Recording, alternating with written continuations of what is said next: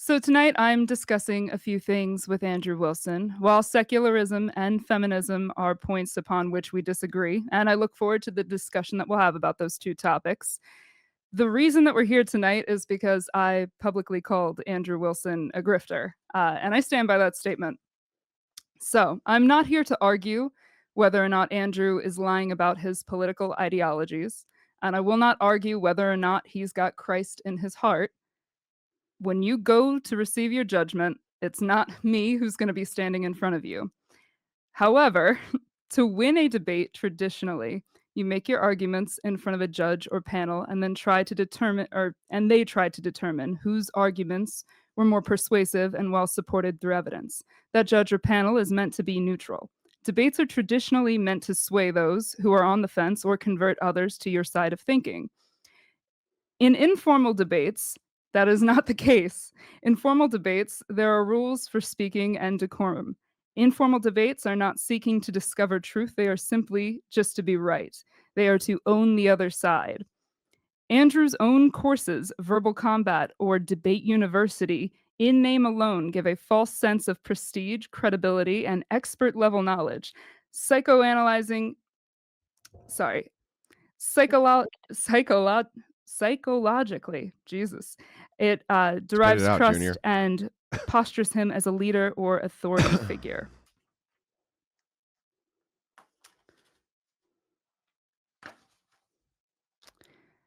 This is not something that is unique to Andrew. It is a truth for virtually everyone in this new age debate bro era of informal debate and online discourse, and that applies to people on both sides of the aisle.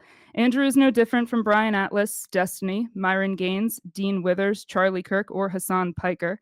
A grifter is defined as somebody who uses deception to deprive people of money or possessions. Now, I am not arguing that Andrew's grift is in his beliefs or his ideologies. I am arguing that the grift of Andrew is that he is benefiting from the sham that is modern informal debate. Andrew is monetized across all platforms. His YouTube happily accepts donations, and for the one-time price of just $249, you can become a or you can purchase his verbal combat course and become extra insufferable at all family holidays. The purpose of debate is traditionally to further exchange ideas, sometimes conflicting ideas, and to work towards progress. Formally, excuse me, sorry. I may need my glasses at some point because I am blind and I am reading my notes. Forgive me. Okay, take your time. In the sport of these live social media debates, the objective is not progress. It is just to win, as I mentioned, by owning your opponent. It is to create drama for clicks and curate algorithmic gotchas. As per the recent studies published by the NIH Library of Medicine, consuming this type of content does more harm than good to the viewer. There has been a particular uptick in reported cases of anxiety, depression, suicidal ideation on both sides of the aisle. Reported feelings of isolation and distrust are skyrocketing. You are writing a prescription for a problem that you are manufacturing. Now, obviously, I am sat here engaging in this very thing that I am disavowing. I am not a political commentator. I am not a seasoned debater. I am a comedian. I am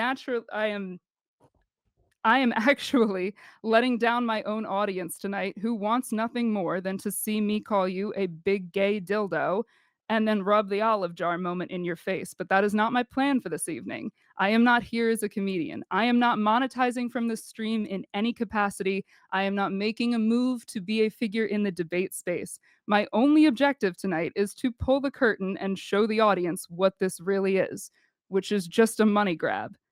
I have no intention to operate in this space or be a political pundit moving forward. The fact that Andrew is here and willing to debate me is evidence of this grift in and of itself. I have said things about Andrew Wilson before publicly on whatever, on Twitter, on various forms of social media. I've said things about Andrew and he has never engaged back. It was not until one person with 5 followers tried to appeal to Andrew, and then I tried to very directly tell this person he does not care about you. This is not he doesn't actually care about his audience. He's not your crusader. He's not trying to help you. It wasn't until I made that point and made that curtain pull that Andrew then decided to acknowledge one of my statements and challenge me to this debate.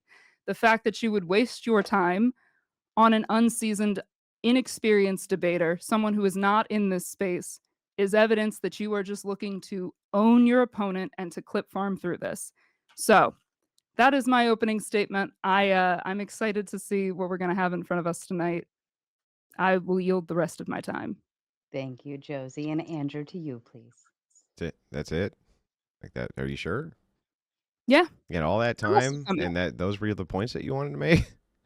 There will be more points. We have a 2-hour discussion ahead of us. Yeah, I know, but I mean, it's only 30 minutes. So I mean, you're sure you can bring up whatever you want, like whatever you want. You can bring up in your opening. You still got plenty of time. You sure? No, I know. No, I'm sure we can end that part there. I don't need to just ramble on and give you a speech. We'll have time for discussion. Okay, so I guess we'll go through it one point at a time. She defines a grifter as somebody who deprives people of money through nefarious means. I don't see how me having a debate course people ask me to make for them does that. Sounds like somebody's asking me for a product. I created the product and then I sell the product. And now, if it were the case that I was selling a product and then wasn't delivering on the product, that would be depriving people of their money through nefarious means. And I would say that, yeah, that would probably entail grifting of some kind. She also makes some kind of ridiculous statement. She says a judge or a panel in a formal debate needs to rule who wins. It's not the case. Most of the time, judges in formal debates are actually there in order to keep the debate on track, just like in informal debates where you have a moderator. She says an informal debate isn't there to discover truth, but that's exactly what it's there to do. The thing is right now, the entire inquisition that she's giving me on being a grifter is for her to try to tell my audience what she believes is the truth, right? So she negates her own opening statement immediately. She says, for $249, you can purchase Debate University. That's true, but I just want to let you know when I launched it, it was $500. We sold a lot of courses. I'd only recently lowered the price since Christmas because I'm a really nice guy. She says the objective of debates isn't progress. It's designed to own the opposition. The truth is that we live in a world in which people have very, very small attention spans. Because of this, in order to kind of grip them into the things that you're trying to relay to them, and by the way, comics do the same thing. They release bits of themselves, kind of highlight reels of the things that they do and the things that they actually said which were funny in order to put that out so that people can find them and watch more content from them. They are not, and I guarantee my opponent's done this. I'm sure if you go to her own channel, she'll probably have very short videos of her, which are designed to put her in the best possible light so that people will come and check out her comedy and content. She's guilty of the exact same thing she's accusing me of. She also says that she has a study, but I want you to actually produce a study, and here's why. Something I'd like to point out is that most people who produce studies, especially in debates, haven't actually read them. I would like to actually ask my opponent directly, and I'll give her just a very quick amount of time here because it's still my opening statement, to just answer this truthfully, right? Did you actually read the study, yes or no, or did you just read a synopsis of the study? The I truth. read the study, Okay. both of the studies. And how many pages is the study? I read it through the web browser of Yeah, the how many NIH's pages was website. it? Well, it was just I scrolled through the Yeah, how many study. It was pages was it, though? continuous. I wasn't looking at Was the it more page than count, I 50, just maybe? scrolled. More than 50?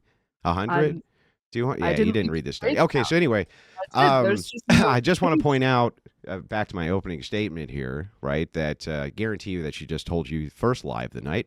By the I have no way, need.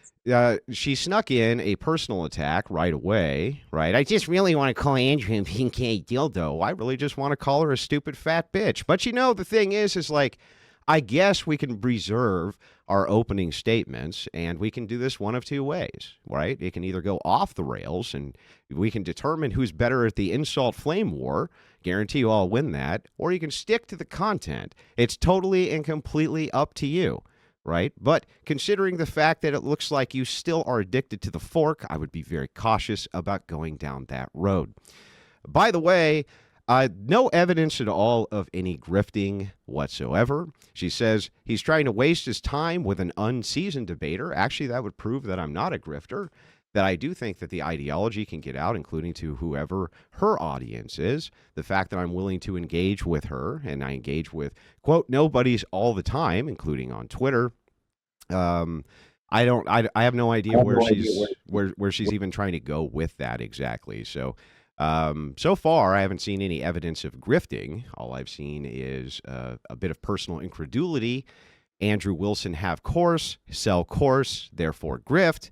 Very strange. I don't see why it's a problem for me to create a course that highlights various debate skills that people seem to want and are willing to pay for. So with that, I'm willing to dive right into it. Just remember, it's up to you how the debate goes. It's up to you.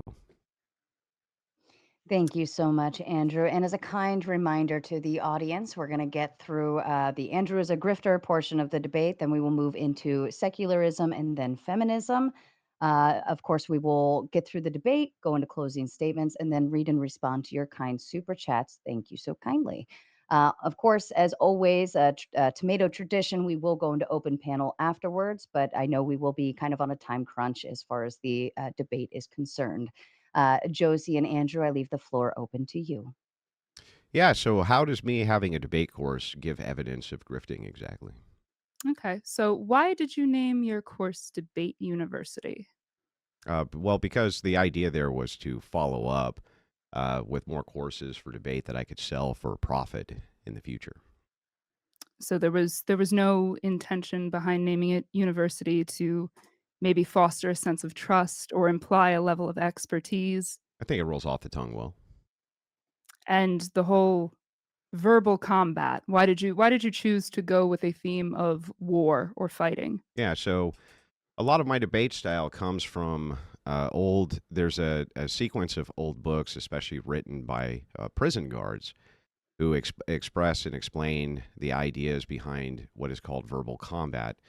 What verbal combat is, and combat no contact, is that you're always, when you're engaging with opposition and engaging with ideas, you're in a form of mental combat. That's what's going on. And so the reason prison guards obviously do it is because they want to defuse situations so that they don't escalate. If those situations escalate, their very safety is at risk. I was always a big fan of that because I think ideologically that's also true between the left and the right. That these are very high stakes conversations ultimately. They do change minds and that they do have effects in society, and it is a war and it is combat with no contact. You feel that this is combat, that this is a verbal war. That the ideology between the left and the right, yes, it is war, yes. But the discussion between you and me, you feel that this is Well, combative and that this is the debate course isn't called, how to debate with unfunny comedians. The debate course is called verbal combat. The idea behind it is the left-right dialectic and how to engage with progressives and feminists in debate and beat them. And yes, I so do think that that is an ideological war, and it's been going on for a long time. so are you who are your famous or political or, who are your famous graduates? I'll frame it that way, we'll keep the university You don't theme. Who get are you? diplomas. It's not a diploma mill. Okay, You can buy the course and watch it.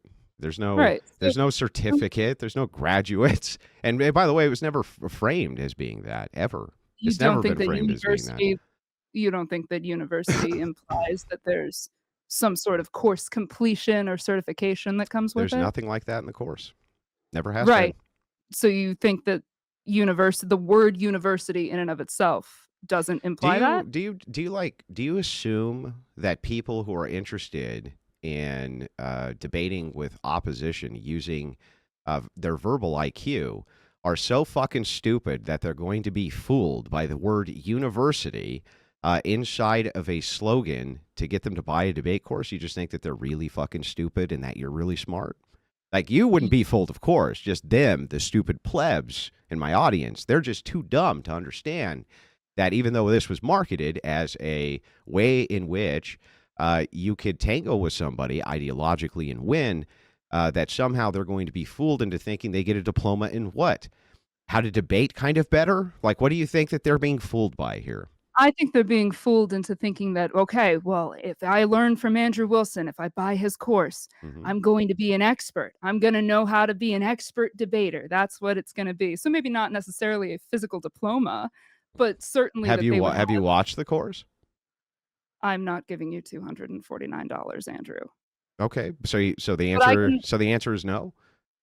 Yeah, of course it's no. Okay, so then if you don't even know what the content is or what's expressed in the course or how things are described to the people in the course, this is not a classroom style where you have a chalkboard. This is me expressing the laws of logic. I brought in multiple logicians who were expert apologists to walk through the format of logical debate online. And thus far, I've gotten a very, very positive response from people who have viewed it. I And don't what know have what to those tell people you. gone on what have those people gone on to do? What have they Well, accomplished? many of them debate pretty prominently online. Many of them right here on this very channel that you're on right now. There's been dozens and dozens of them.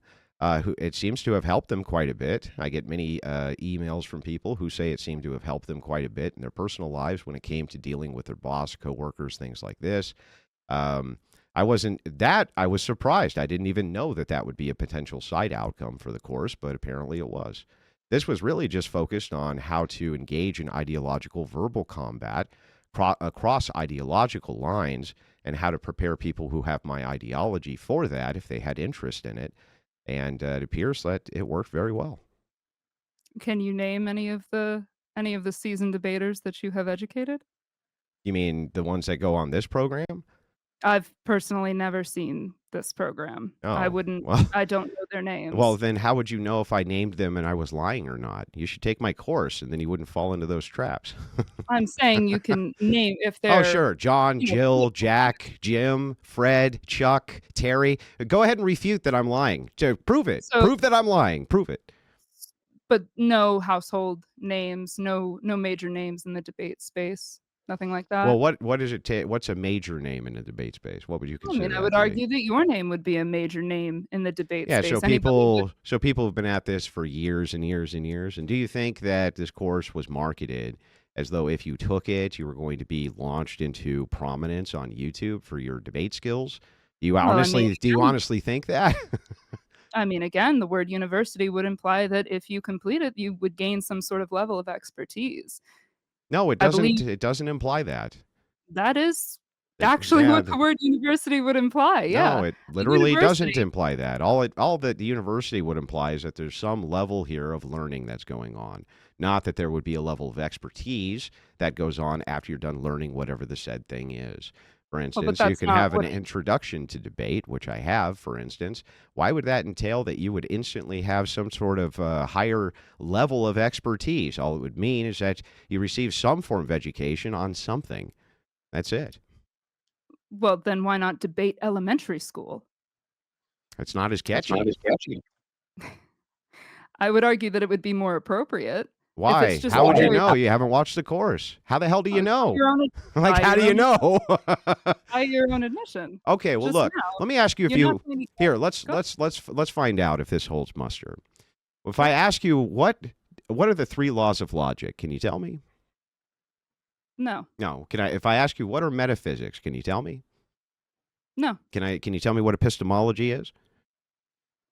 That is the knowing, like, what the truth is and the difference between a belief and or an opinion.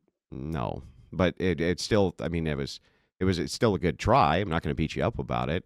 But what about ontology? No. No. Okay, so the thing is like these are very basic forms of philosophy that most people kind of leave on the table. But if you had checked out the course, you would know that I brought in experts, guys who do have PhDs, like David Patrick Harry and others, who are famous Christian apologists, and they sit down and go over what all of those terms mean, why they mean those things, and how you can apply them to your knowledge base, and it helps to equip you in the future if you are having ideological combat with a leftist, especially from a Christian paradigm. But without any kind of measure or metric of expertise at the end of it, without some sort of guaranteed level of, if you have completed this, this is the knowledge that you will have, and this is the the level at which you will be able to debate without giving that level of accreditation to it. Accreditation from whom? I mean, there are accredited like, the actual debate societies in America are Do you think accredited. that I'm running some kind of actual polished college or something that you have a 4-year degree or an associate's degree at? Or did I market that I would build out a course that's roughly 7 hours that would assist you with debating ideologies online? Because I'm pretty confident that that's what I marketed. Now, if No, you the have part is evidence that I marketed something besides that, I would like to hear it and see it, but I'm 100% confident that that's exactly what I marketed and that that's exactly what people are buying. I don't believe that you are dumb enough to think that your words don't hold meaning, and I don't believe that Well, I don't you think you're just dumb use enough to think, well, don't all words hold meaning? of course, but No, go ahead. I'm saying that I don't think that you chose verbal combat and framed things as a war. I don't think that you chose university just willy-nilly because I rolled off didn't. the tongue well. But I just gave you an accounting, which is completely reasonable. I told you exactly where verbal combat came from. I told you exactly what the inspiration for that was. I did tell you that I believe that there's a grounded ideological war going on between the right and the left and between these ideological paradigms.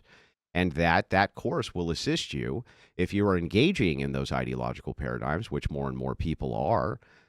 It'll assist you in crafting your arguments for those paradigms. That's the way it was marketed. That's the way it's always been marketed.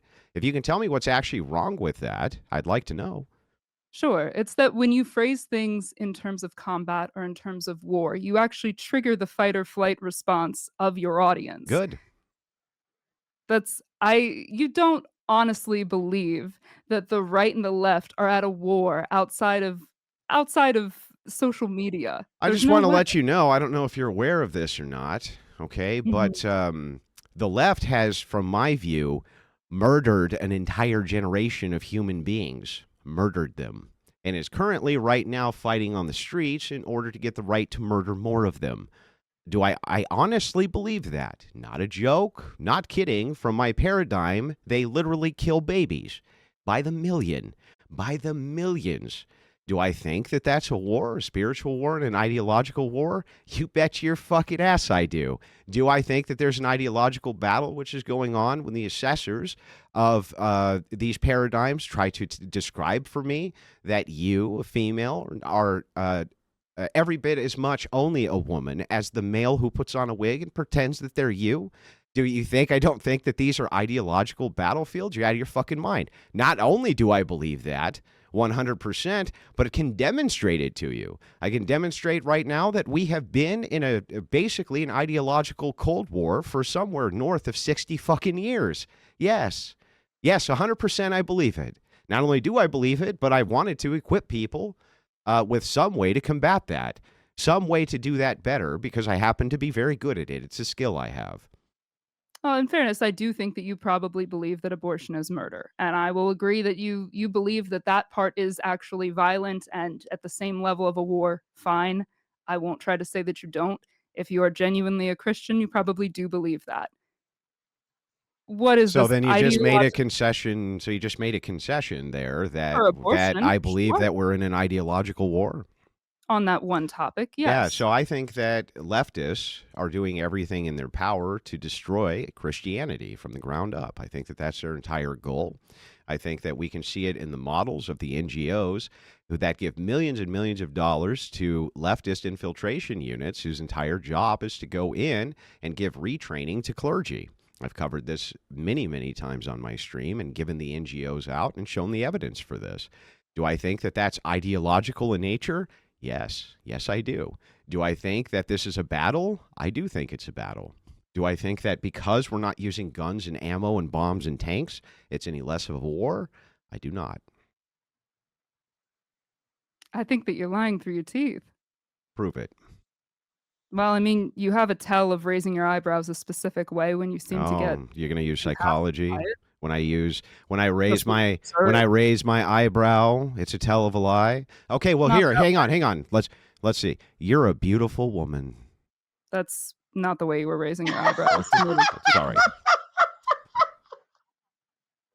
That's not the way you were raising your eyebrows to be Mm. the tell, but all I'm saying is that it's as the average human, I can see through a crock of shit when I hear it. It's That's very obvious. nice. This Okay, is so if this you is what's called an argument from incredulity. It's perfectly so in acceptable for me to believe that you believe that I'm full of shit.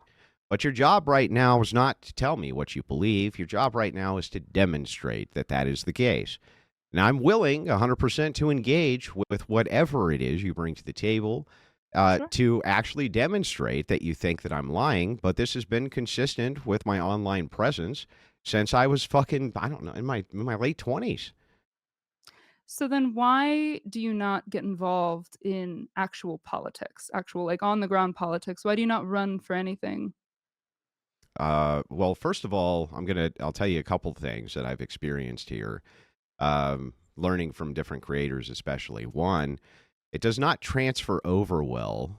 Being very popular online doesn't necessarily transfer over very well to popularity in the mainstream. If you're a big movie star, perhaps like Arnold Schwarzenegger or Jesse Ventura, people like this, that can transfer over fairly well. You're a household name. When it comes to online popularity, however, that does not transfer over well for grassroots. And there's many content creators who've gone that route, like Sargon of Akkad, for instance, went that route. Destiny went that route when he tried to do canvassing campaigns, and many other did. And it was an abysmal failure, even though they're very popular online. It's very possible, I know you've probably never thought about this, but the translation of the skill set that I have may not translate well to IRL politics, but may translate well to informing IRL politics. So you put in absolutely no work outside of just these online debates and streams for your ideology? That's No, your form of I didn't engaging say in that at combat? all. I So engage what do you with do? politicians all over the place, assist them with arguments. I've assisted with grassroots campaigns, which have been spearheaded largely by a guy who works for me named Rob Knorr, who interacts with the RNC on a regular basis. And we've helped to change a lot of the conversation when it comes to this. But that and me being a skillful IRL politician are two very different things. Do you realize that politicians, for instance, have political strategists? They have speech writers. They have rhetorical trainers. They have people who assist them in all aspects of political strategy. It's not just oh, Andrew's really good and informed on politics, and so therefore he'll be a good politician. It doesn't always transfer over that way. And by the Why not way, make nobody's better at knowing my skill set than me. Certainly not you. I mean, I've seen your display of skills online, so Have you? fair I've seen more than I'd like, but why not hire those people? If you want to enact change, I why did not hire hire him. those No, I'm saying Anything else? I did hire him.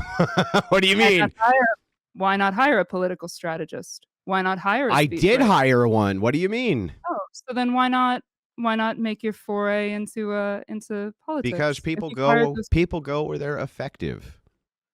and you wouldn't be an effective leader, you wouldn't be effective in Well, now you're politics? conflating things. You think that leadership can only be confined to the political, but it's not. And the thing is, it's that's funny here. That's interesting, especially, is that why do I need to confine myself to the ideas of what you have for politics when clearly you don't know much about politics? I just walked you through. There's a multitude of skill sets that people have that would be applicable to the worldview. Some people are very good at being in front of cameras, IRL, and kind of delivering the rhetoric that way. They're very likable, perhaps. They have all sorts of various skill sets which would gravitate people towards them. But they also need people to craft arguments, to be supportive influencers, et cetera, et cetera. So just because I'm on one front of the ideological battle and not directly on the political front doesn't mean I'm not engaged on the political front. That's just absurd.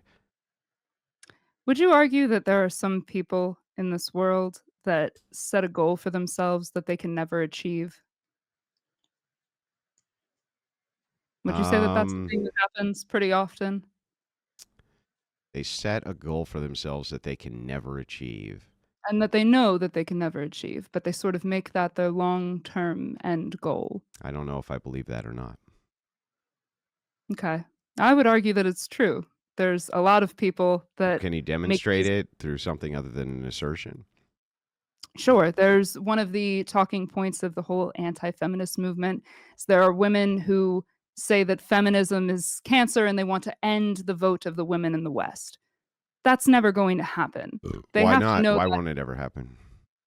because of what we have in place just within our democracy, that's not Do something you that we're going realize to that switch suffrage, across. universal suffrage, is a new idea? Yeah, I Yeah. do. Why? So it's very convenient for status quo individuals to say that such things like this will never be repealed or contracted. When we look at Roe v. Wade, which was also part of the status quo and it was overturned. Political Review ideologies change cross generationally. And right. we're moving into a new series of generations as the boomers die off. I don't think you should feel as secure in the idea of suffrage as you seem to think you should.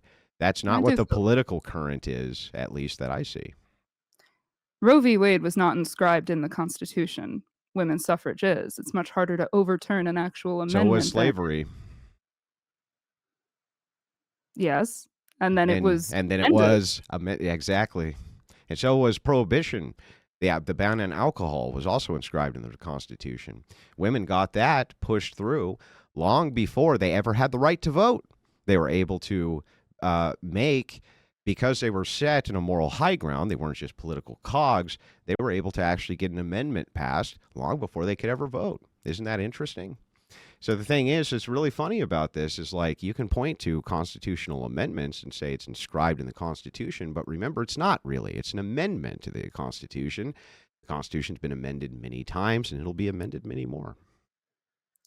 This if we start to branch this way, then we're gonna move into secularism and away Well, from the I grift. would like to finish the discussion before we get I to I would agree with what that. your I want before we get to your lack of understanding of the source material of feminism.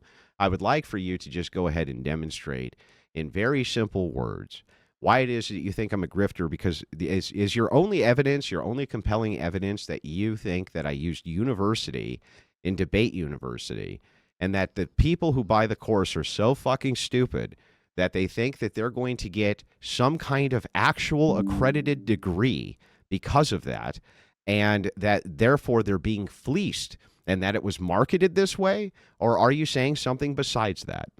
I am saying something besides that. Okay. What are you saying then? Make it I clear am for me. saying okay. I am saying that this framing that these online informal debates creates is that we are at this war, the left and the right. Everybody's at each other's throats and we're incredibly polarized. And I have had the privilege of traveling the country and also the world for my job. And that is by and large not the case. That is not what is happening on the streets and in day to day. It certainly is what's happening online in these spaces because they are very satisfying to the Yeah, I algorithm. actually agree It's high with drama. that point, that in your day-to-day interactions, things will seem like they're completely normal. They also did in war-torn France during World War II and in Nazi Germany. The entire nation's at war, and the ideologies are so incredibly over the top that you had rise of brand new ones like fascism and others. But in the day-to-day lives of the people inside of the state, not much changed until it I'm does. s- I'm saying Until it does. I'm saying that the ideologies of the people are not at this high stakes level of war, and it's not these intensely polarizing communities. Well, forgive me if I don't believe that you're having intense ideological discussions with your friends and people, randoms that you meet on the street. I don't believe that that's the case because I don't even think it's possible. I don't think you're meeting random people on the street who are going about their day shopping and doing the various activities people do in their daily life and stopping them and saying, hey, by the way, do you think that ideologically leftists have killed millions of people through abortion? I don't believe that you're asking them that. And I think you would be shocked to hear the answers because pollsters do ask them that. And so the thing is like, while it's true that there's something called the normalcy bias, right? And you saw this during COVID 19. The normalcy bias, people will try to interact as they've always interacted, even as the world around them is falling apart. So you're incorrect in that assumption. That is exactly what I do. That is what I do for my Okay, day show me job. where I can see that. Show me some I evidence of that. due to my NDA, I cannot reveal the shows Well, that that's I've awful worked for. convenient, isn't it? That's just the reality. I'm not willing to risk my job for this. Yeah, well, that's awful convenient that you say I do thing, but could never demonstrate to you that I do. Once I'm I mean, once I move on from this particular show, I am happy to come back and let you know what the show was. But while I work on it, I'm not allowed to say what it is. Well, whatever the show is, where people are But that going is what out I and do. asking about ideologies, if it is the case that you think that ideologies are not polarized right now in 2025, then you're just simply not telling the truth. No, I am telling the truth, but Okay. that's what I'm saying Well, is then that you're how come every single pollster and every single political commentator seems to disagree with you based on the current data of the people that they poll and what it is that they believe? Why is it that it's so ideologically brutal right now that we're waiting for constitutional crises? Why is Trump sending the military into various states? It doesn't appear that things are nearly so ideologically stable as you seem to be pretending. For the average person, it is. The average person all wants the same things at the end of the day. We all basically want the same things. We all have the same things that we're striving for. We're not actually that divided. That's my whole point, is that these online informal debates are fostering that divide. It's just pushing it forward. It's making you think this person is, this side, this ideology is out to get you. And I am the only one, Andrew Wilson, can sell you a course so that you're equipped with mental and verbal armor. I'll give you the verbal grenades to go ahead and launch at your opponents. When in reality, it's not that. It's not, nobody is actually benefiting from your ideological armor. It's just not happening, Andrew. Let's be real with each other. Can you demonstrate it? I can demonstrate that what you are arguing just doesn't happen in the real world. It only happens Then, here online. then demonstrate it. How would you like me to demonstrate it, Andrew? However, you can demonstrate it. I'm willing to listen. I'm telling you that through my own experience of being Oh, out there in the world, and not just anecdotally, not just from what I have experienced, but just out in the I'm world, telling you from my own and people experience, but not telling you from my own experience. Is that I am right? speaking partly from my own And experience. what are you However, speaking? that is What is the other part that you're speaking from besides your own experience? if you ask people what their values are, what their Hmm. core values are, they all pretty much line up. And that is true in the polls. People want their families protected. People want to feel safe. People want their lives protected. Now, the finer details, sure, if we want to get pedantic about it, we can. And that's where things differ. But a lot of these ideological wars are problems that are made up. And we think that they're bigger issues than they are. Was was January 6th made up? No? No. Okay. What does January 6th have to do Well, I'm with just political? saying, I think it's really interesting that as we see unrest in the street, as we literally see what just happened in the California riots due to illegal immigrants, we see people say that they want less illegal immigration inside of their nation, they want less diversity, they want less of these things overwhelmingly, and then overwhelmingly vote for a president who says that they're going to deliver on those things. It sure seems like an ideological divide to me on Main Street, not just from some elitist online or some rhetorician somewhere. It certainly seems to me like these are things that people take seriously and that they're having struggles with. Now, when you say this sort of nonsense like this, you say, hey, Andrew, look, we all have some shared needs. That's true. We all want to see our families protected. We all want food to eat. We all want safety. All of those things are true. But you realize the distinction between ideologies is how we get there. That's how we get to those things. The various ideas of safety. Let's take the trans movement, for instance, right? The entirety right now of the political polarization behind transgenderism is that women don't feel safe in their own sports, do they? They're tired of getting their shit pushed in. They're tired of getting their faces bashed in. They're tired of getting humiliated by men in wigs. They don't feel very fucking safe, do they? And so it becomes very ideological. It's funny, they want the same things you want. They want safety and this and that. But they seem to think that they're not very safe right now when it comes to this particular issue. And so other people, though, they do. And that's how you end up with ideological divides, right? Are you framing that there's like a mass movement of trans women in women's sports right now? I No, can only think of a couple instances. no, I'm pointing out to you something which is objectively true, which is the feeling of safety. When you say that there's shared values that people have across the board, I'm willing to concede that that's true because it's obvious. It doesn't even need empirical evidence, nor I think even a logical syllogism is necessary for this. It's observable by almost everybody on planet Earth. People have shared needs. Safety, one of the things that you cited, is one of those needs.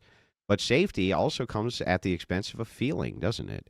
I feel safe. It's not objective all the time, is it? You can be unsafe, for instance, and feel safe. But this is all branched around the feeling of safety. And women right now don't feel safe in sports, even if they're not dealing with any transgenders, and that creates ideological divides.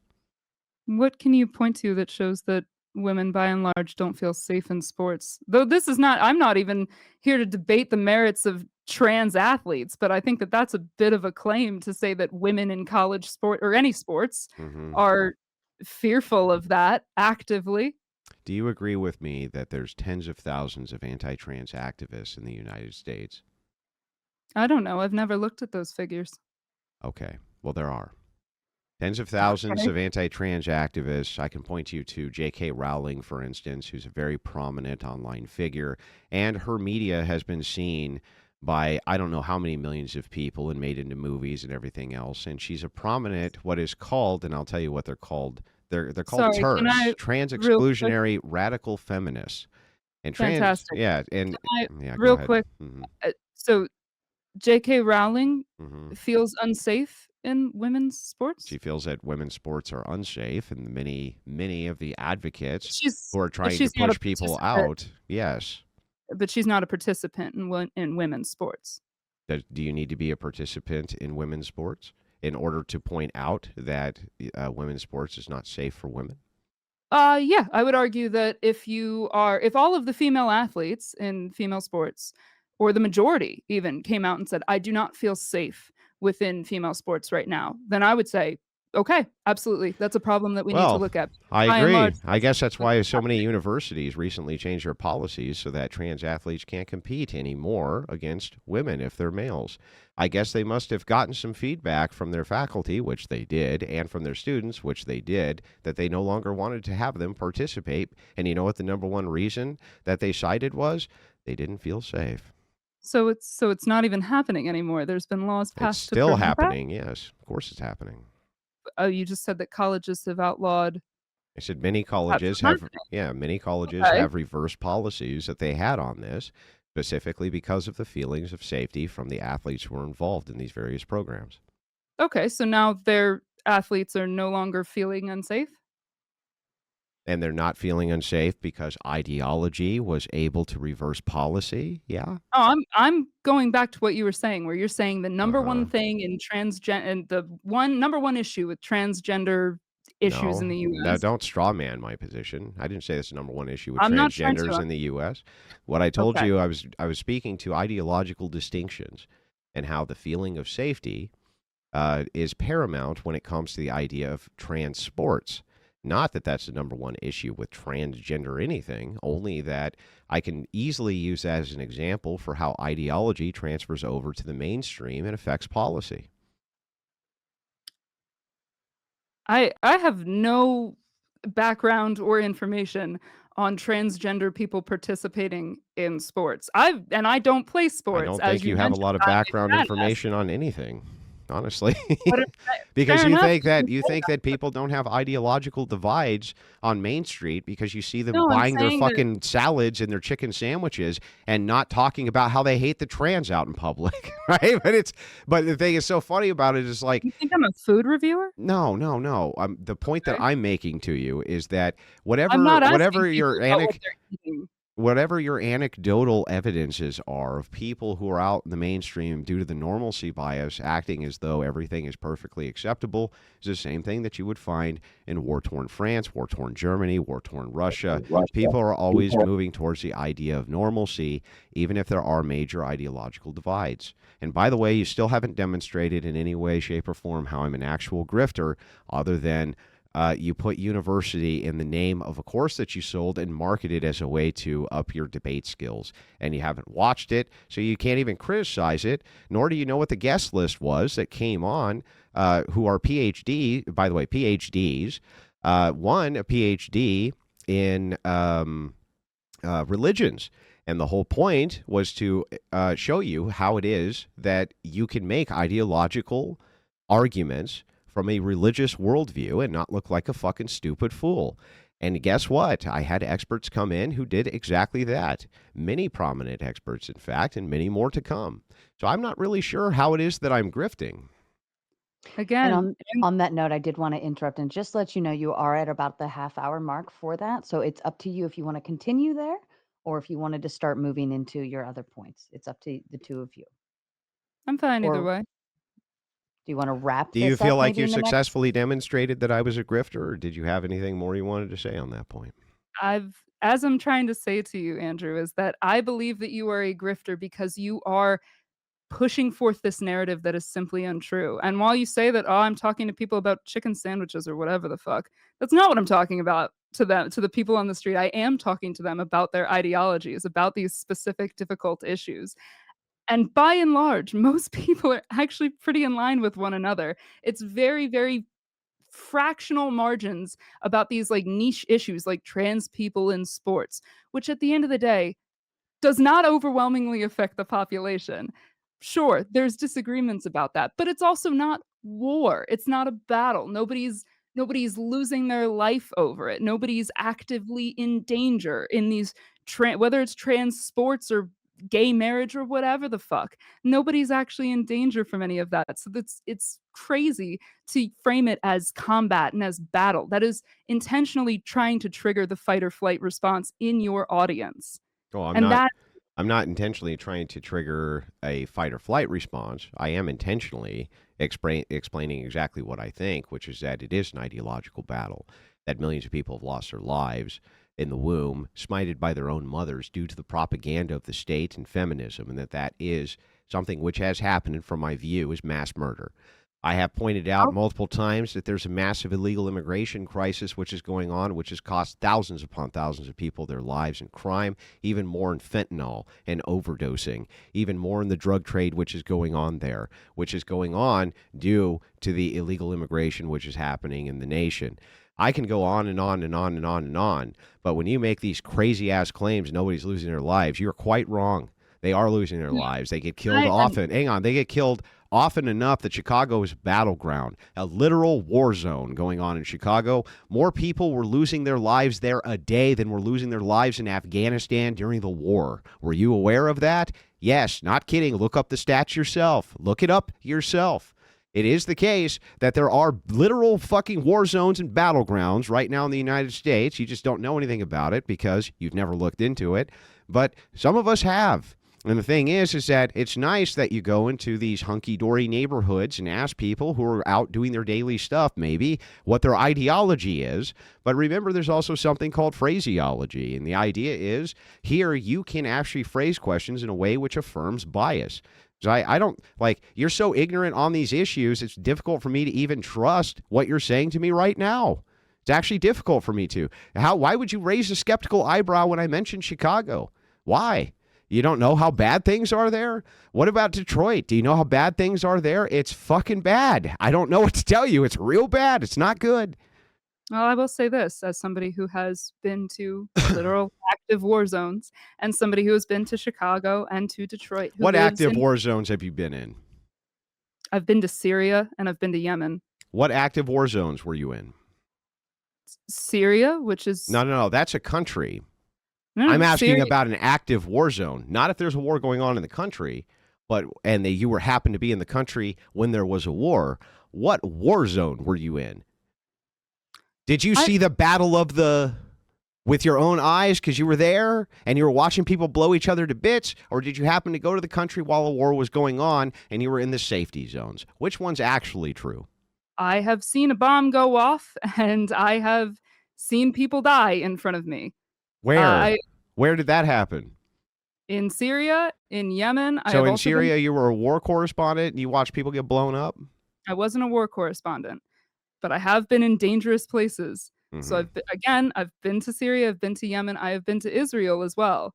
So I've seen the front lines of what war is, and it is horrific, and that is dangerous, and I mean, I don't That's even really need to funny say that you went to Israel and you don't realize that that entire war that's going on there is ideological. Very I'm little of it is not actually saying. physical.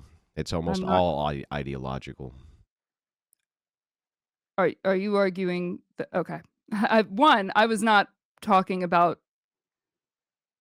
politically outside of the US. When I talk about the grifting that you're doing, Hmm. I am assuming that that is going to US consumers or maybe people in Canada, but I think English-speaking people countries. worldwide have bought the course. Okay. Mhm. You know what? Then So if it's what you global grifting, baby. Global if grifting. We if what that university in the name is just making people lap it up. They're so fucking stupid. They don't realize it, even though all the marketing that I did was that, hey, this will probably assist you with your debate skills. And it seems to have actually done just that. Actually, these people are so stupid they thought that they were going to get like a fucking, I don't know, a diploma inside of the Cracker Jacks box. I don't know what it is that you actually think here, but I baby, still, yeah. if you were saying that if your course is helping the folks in the Congo and in Palestine and in Yemen, then more power to Do you you. think that I people, haven't looked at yeah, do you those think that stats. people who are in different nations may have different priorities for the things that they value? Like perhaps people in the Congo value monkey brains more than they do debate, but perhaps people who live in the middle of the UK who are in an ideological battle from tons and tons of Muslims being imported into their country may need to have an edge in political debate because that's the problem they're dealing with. Do you think that maybe problems are diverse around the world and that the debate course wasn't designed to solve AIDS in Africa? Andrew, my whole point just now was that I imagine that your courses and your content is being pushed to the US and to Canada and to English speaking nations that are more in line with what we're dealing with here in the US and not actually what's going on in war torn places. But we're getting off So what's track. the grift? Again, my grift or my argument for your grift is that things here in the US, it's not a war zone. Ideologically, it's not a war. Online, it may seem like that because the algorithm is pushing to people that it is, because people tend to engage with the content that they hate more than the content that they love. If you trigger somebody's fight or flight, and if you trigger that level of cortisol rise in them, they're going to stick around and they're going to consume that content. It's not healthy for them. It results in increased levels of anxiety, in isolation, in depression, in suicidal ideation. It's not good. And you Link the study. That's NIH Library of Medicine. I don't have a NIH laptop. Library of Medicine. What's it called? It's if you look up how the consequences of hate watching, I think is what I ended up looking up to The find it. consequences of hate watching. That's been a study that they've done to see what the effects on these hateful content watching is I doing to see. people. But also, Let's just make sure prior that we got this right. I just want to make sure that we get it correct because I don't want to cite the wrong study. National Library of Medicine, perhaps. National Library of Medicine sponsored by the NIH, yes. Okay. Are you talking about this one that? Um, let's just make sure I got this right here. I That have way, one that says It exposure would to have hate yeah. So online. this is researchers from NLM and the National Cancer Institute have developed artificial intelligence algorithm to speed up the process of matching. That doesn't sound right. No, that's not. You were Okay. saying with the hate in online and traditional media, correct? That may have been it. It would behoove me Uh, to have a laptop in front of me. I'm gonna drop it. Oh, I guess you can't say it, but I thought that's what you were stating too. Is the social platforms and the online hate stuff? That may very well be the study, but again, I Okay, I'm Well, gonna drop it. feel like food let's for thought find at the out. moment. Hang on. I'm dropping that Yeah, backstage in we'll case you just want that one. hang on. Let's pull it up and we'll take a peek here. Let's make sure that we got this right. Exposed to hate in online traditional media, systematic review and meta-analysis of the impact of this exposure on individuals and communities. Does that sound like the study? It could be. Again, I'm not sure if that's Does the it right one. start with the problem? People use social media platforms to chat, search, and share information to express their opinions and connect with others. But these platforms also facilitate the positive of divisive, harmful, and hateful messaging, targeting groups and individuals based on their religion, gender, sexual orientation, political views. I have read that, but I don't believe that that's what I'm citing. You don't believe that that's what That you're citing. No, I think that that one was based more upon, receiving hate, like hate comments and such. So you came to the debate and you were going to source the evidence, and the evidence that you're sourcing is I don't know, I can't source the evidence. You don't even I mean, I remember what told the you that study name is. We have to Google it instead and hope that we hit the right study. Is that what we're supposed to do? We're supposed to shoot. How many of these studies should we read so that we can tell if you're telling the truth about this or not? By the way, what I've I just gained took a from look at knowledge that particular about it. study. It was 230 pages. How long did it take you to read this study? Just out of curiosity, I I wasn't clocking it. I don't know. I don't have a roughly. timer on when I read things. I don't know. It could have taken me days. It could have taken me a few Can hours. I don't you know. can you cite for me the or at least tell me just off the top of your head, since you read the entire study, what the methodology was for it, and was there a meta-analysis associated with it? No, I can't You can't tell tell you me. that off the So you top of don't my know if there head. was a meta-analysis, and you don't know what the methodology of the study that you read was. Not with I didn't memorize the study, I'm not Andrew. asking if you memorized it, but you should off the cuff. There's a whole big portion. The methodology for how studies are conducted is extremely important, especially when you're talking about something which you're talking about here, which is sociology. So sociology, Sure, yeah, that suffers from the but rest. I'm not gonna retain all of that I'm not. I'm information asking you to and retain any of it. Can you tell me you just anything about the methodology? Literally anything. Can you give me anything about the method? One thing about the methodology. without it in front of me, no, I don't No. have a So you don't photographic memory, remember Andrew. a single thing about the methodology. You can't. Was it men and women? Do you even remember that? Yes, it was men and women, I Okay, do remember and then that. what were the ages? I don't You remember don't that, know. Andrew. Okay, what were and were they postmenopausal? Was that cited? Postmenopausal women? It very well could have been, but But you again, don't I remember. don't have a photographic memory. That's not a photographic memory. If you're coming to a Being debate, able to if you're tell coming you to a that, debate and the crux of your sure. argument is to cite for evidence a study which you supposedly read to prove that guys like me have a negative impact on society based on something other than your personal incredulity, you better damn well at least understand the basic methodology of sociological studies and what the damn thing said. Of course, if I were a professional debater, that's probably what I would come equipped with, but my point to you is that I am Maybe you not, should take and my you are course. a grifter. I If you took my course, you would have come with that information to make sure that you didn't look as bad as you do right this second. I would argue that if I took your course, I would be no better off than I am right now Based because, on again, what? I mean, I think you would. based But on the okay, fact look, I'm I happy. I'm happy to move on to whatever the next topic is. I'm happy to do it. no, I'm happy to continue trying to answer your question for you if Oh, you're okay. still Go I ahead. never finished my point.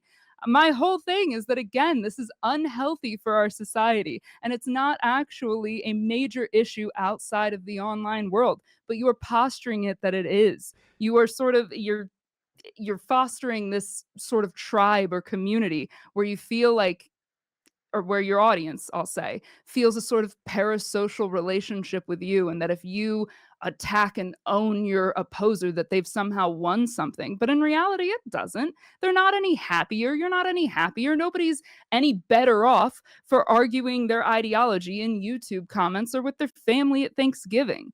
It's not a real issue. Again, you're giving a prescription for a problem that you're helping further and cause. It's like this self-sustaining ecosystem. It's you, but it's also people on the other side. It's Destiny, and it's fucking Dean Withers, and it's Hassan Piker, and it's Charlie Kirk, and it's any of them.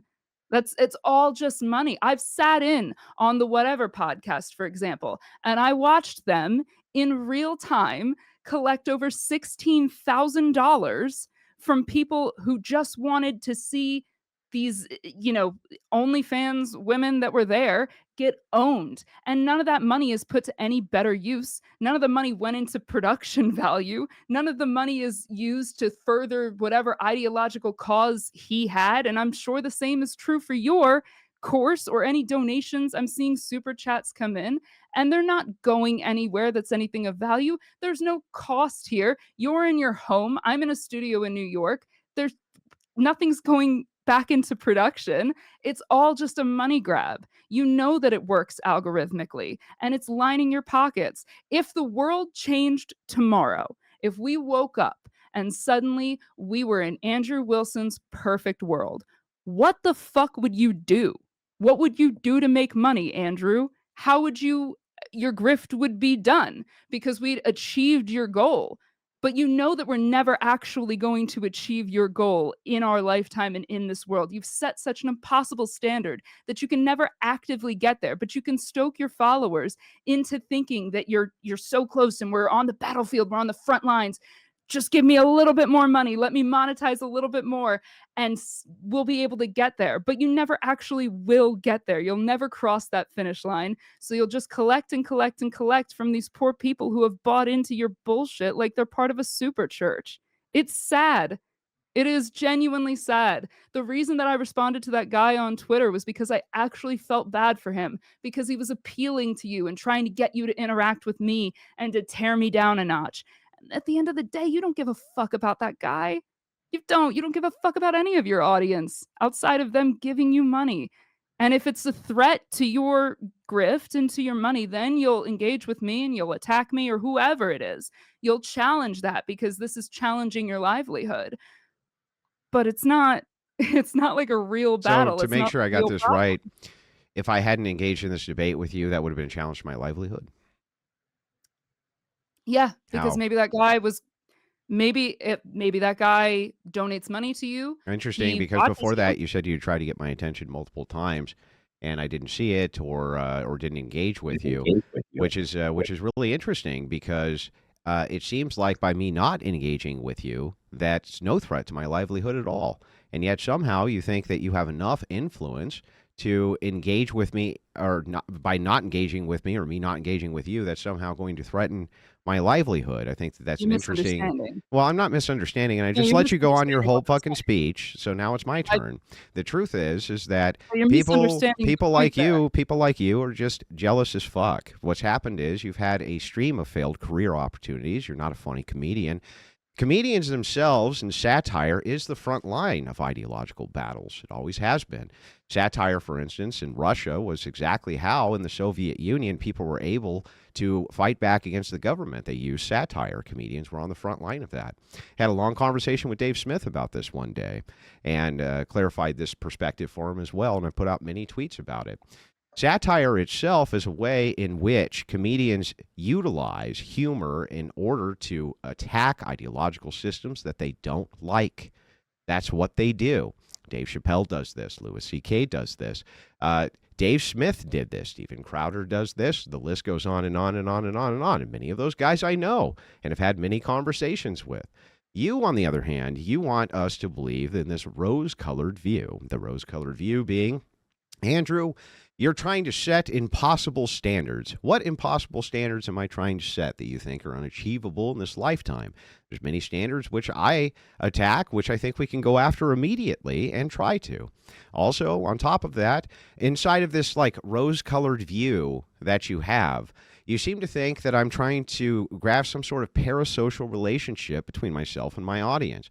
However, the very industry that you're in, which is an industry of comics, how are they any different? Aren't you accusing me of the very same thing that you guys do? The entire idea of why people show up to see Louis C.K. live when they could just watch him on their TV is because they want to meet him, they want to shake his hand, they want to talk to him. Is that parasocial by nature? I don't think so. I think parasocial has a specific meaning, and so does fostering a parasocial relationship. And I think ultimately, you've never proved ever how I'm a grifter, and all you've done so far is use arguments from incredulity and also use blanket assertions with zero evidence. Andrew, what you believe is this. Okay, where's the demonstration that that's what I believe? Well, I just think it is. Well, Andrew, this isn't really what's going on. Okay, where's the evidence that this isn't what's going on? Well, I don't have any. Andrew, I have a study here that shows Smoky Man bad, and so are all the other people who are talking heads and influencers, such as yourself, who are on ideological front lines. They're all bad too, and I have a study that shows it. Yeah, did you read the study? Well, yeah. Okay, can you tell me anything that's in it? Well, no. And it's like, well, so what am I supposed to believe here? And by the way, it's really funny to me that you, in the most uncharitable way, attack me for talking to you when you're the one who came and attacked me, right? And so I'm willing to air your grievances out in front of, I don't know how many thousands of people are watching right now, right this second, but there's thousands and thousands of them watching right this second. And I'm willing to air your grievances out. willing to let you challenge whatever my worldview is so that we can engage in what that is, because I think that I can maybe change your mind on some things, because that's what I do, and I'm real fucking good at it. But somehow that's still a grift through your rose-colored glasses and this idea that everybody's singing fucking Kumbaya. Lady, they're not. That's one. And two, I would like a demonstration of these things past assertion and how you feel. I'd like some actual evidence for any of these claims. I'd actually like to see that. Can you give me that?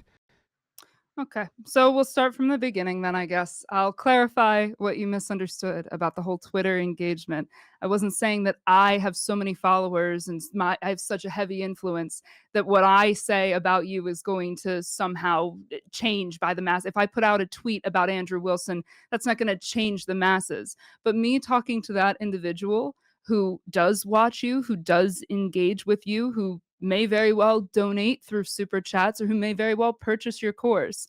By me telling him and sort of pulling the curtain that you don't actually genuinely give a shit about him or whatever he's going through, that's challenging your audience and Lady, your do you money. realize, like, I've been attacked by names that are fucking huge. Huge in this Again, industry. Hang on. And I'm I'm not saying, attacked, and I'm attacked by them often. am I allowed to finish my Pardon me point? for being very incredulous in this case about you and your perceived influence of a guy tagged me I'm in a not post. You were talking shit, and I said, if you want to debate, let's debate. But anyway, go ahead. Again, I'm not saying that my particular influence is going to somehow damage your, again, me saying anything about you isn't going to just have an outright downfall for you because my audience already doesn't like you. We have different audiences, Andrew. So me saying to people who already don't like you Yeah, I know. I have that one. You he's an don't. asshole, That's but I have one. You don't. We do have I mean, different we can audiences. argue It's that true.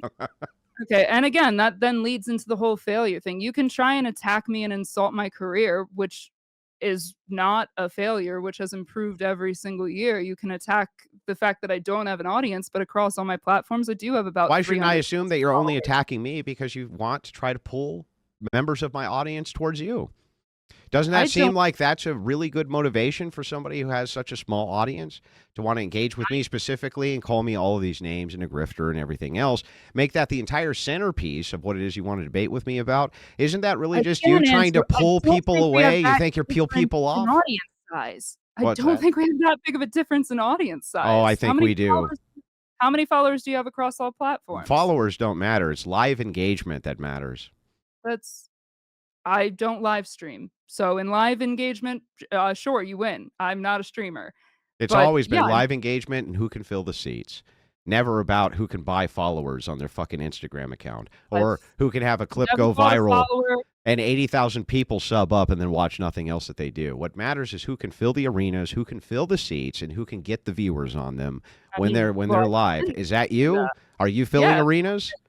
I am certainly filling comedy clubs, and yeah, that's just Are I you mean, filling 3 comedy years clubs or are headliners filling comedy clubs and you just happen to go there and do your comedy? both, Yeah. both. I Hmm. have well, that's I mean, you're asking me, but yeah, that's both, and being only 3 years into comedy, that's quite a feat. So Okay. I mean, you're saying, like, you're trying to insult my career, and fair enough, I expected you to try and engage in personal attacks and tear me Oh, down. I started the But at personal the attacks then? That was no, I me? That said was me? Or did you no, open in your statement trying to say something about a gay dildo? Because that was, but you didn't really want to say it. You just said it I anyway don't as part of a passive aggressive attack, right?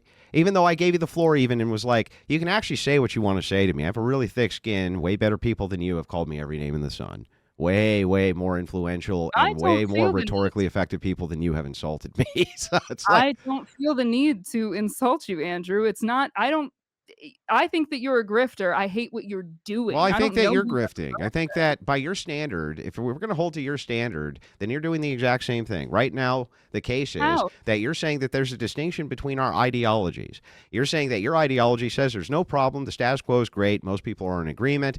You have a differentiation from my ideology, which says that that's not the case. We have an ideological distinction. You're here to correct my ideological distinction, just like I'm here I'm to here correct yours. You say that I'm a grifter grifter because I sell a course. Okay, then you're a grifter because you fill up a comedy club. You utilize satire in the same way that I use political commentary in order to change people's minds and in order to get people to engage with you directly. You're literally doing the exact same thing you accuse me of, but yet Nope. somehow you're not the grifter, but I am the grifter. Correct. How? Because What's the distinction because between what you do and what I do? well, a comedian brings joy to people. It relieves stress. It brings laughter. It's not a I bet political you more statement. people have laughed at my streams than have ever laughed at you in a comedy club. I can definitely disagree with that. Yeah, well, I mean, you should come watch a TikTok invasion then. It's people laughing for about 4 hours straight. It's the funniest shit you've ever seen.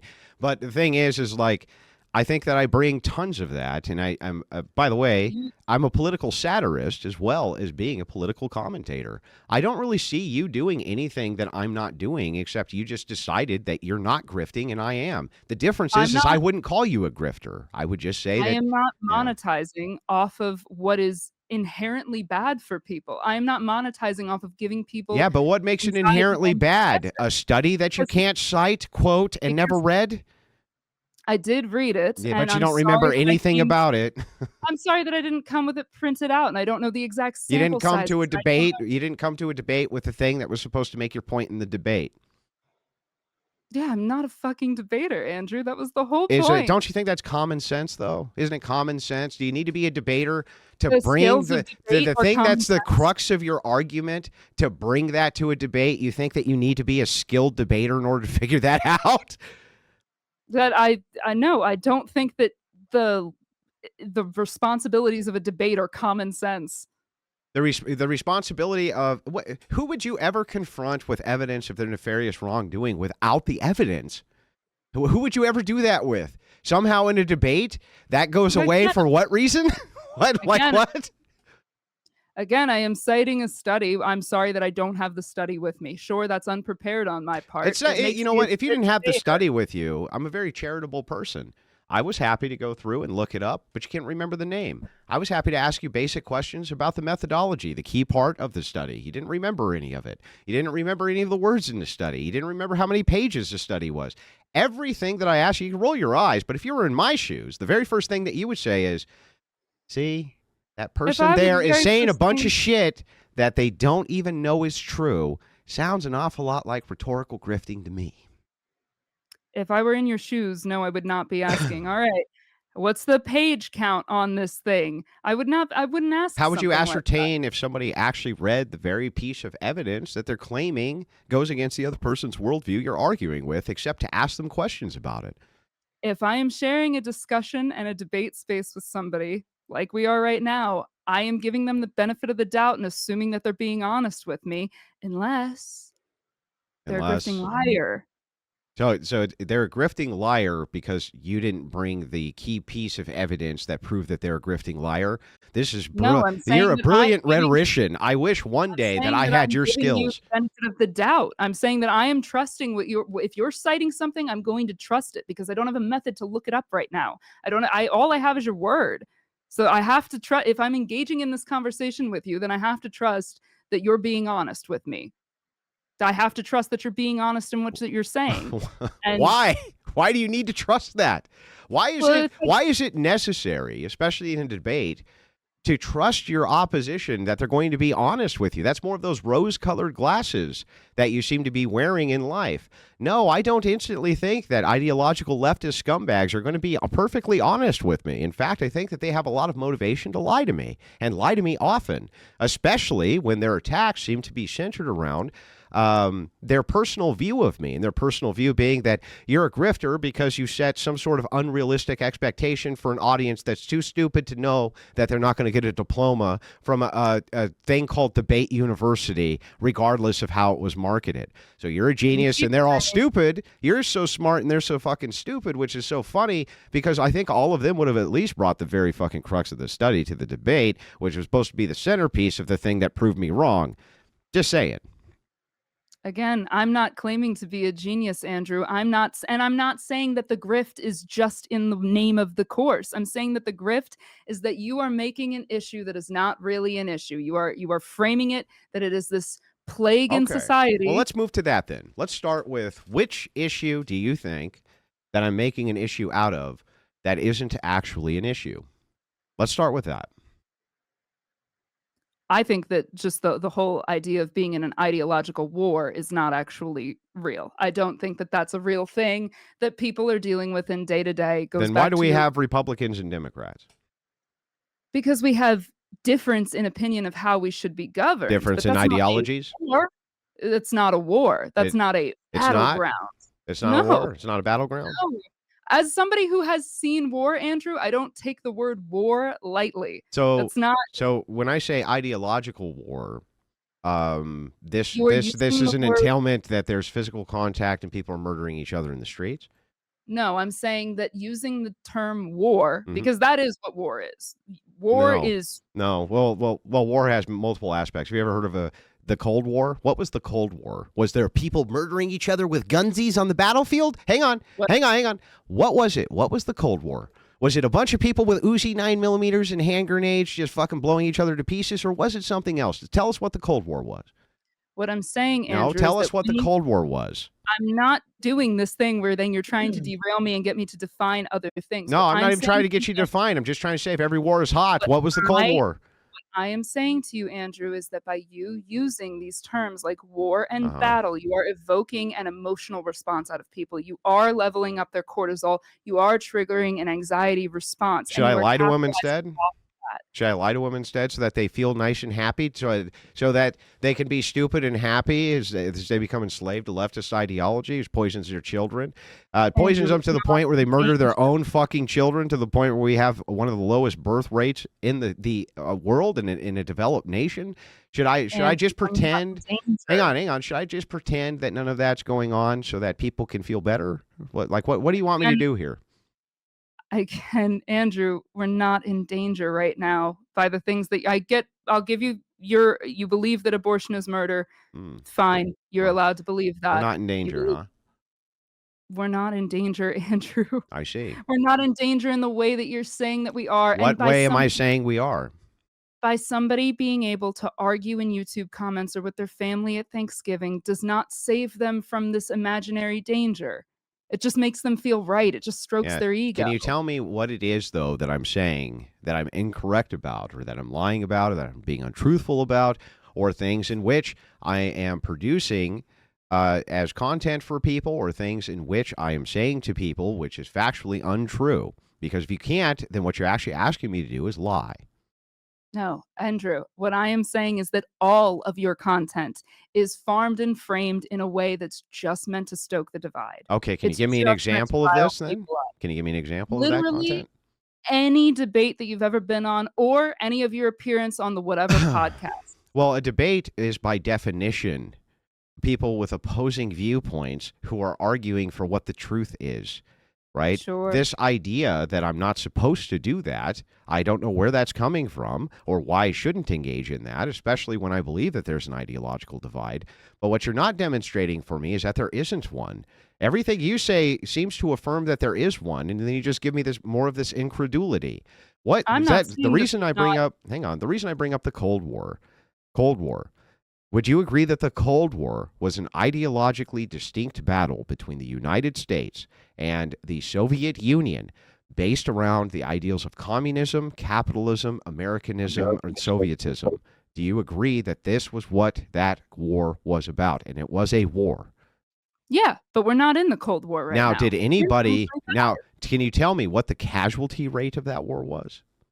No, I No. can't. Well, there We're in wasn't. There was 2025. basically none, except maybe Right. perhaps in small numbers by proxy. So what you've just Sure. admitted is that there can be ideological wars, and that What was ideological this? war. Hang on, and that ideological wars go on all the time. And I just gave you an example of a really elongated ideological war, which ended in victory due to the talking heads and the rhetoric and the subterfuge and et cetera, et cetera. So the Cold War, you're leaving out the very big looming threat of nuclear destruction. We don't have that because you and I disagree on different topics or because you don't agree with the left. We're not at risk for nuclear war right now. That's why the Cold War was so horrifying. Wait a second. Just so that I get this clear, the ideal here being this: that nuclear bomb blow people up, they die, right? Oh, Yes. got it. So a woman go abort child die, right? Again, I'm not Can you we're answer not my talking question first specifically. and then give me whatever your qualifier is? Woman kill child die, right? Woman kill child die, but I don't believe that abortion is murder. Because I we don't have believe a that distinction in ideology. So, from my view, you are advocating for the murder of millions and mass genocide from my ideological perspective. But as long that's okay, because as long as you say it's not, though, then I should just shut up so that you can go around and have your rose-colored glasses and pretend all is dandy. Because otherwise, I'll be increasing the cortisol too much in if people.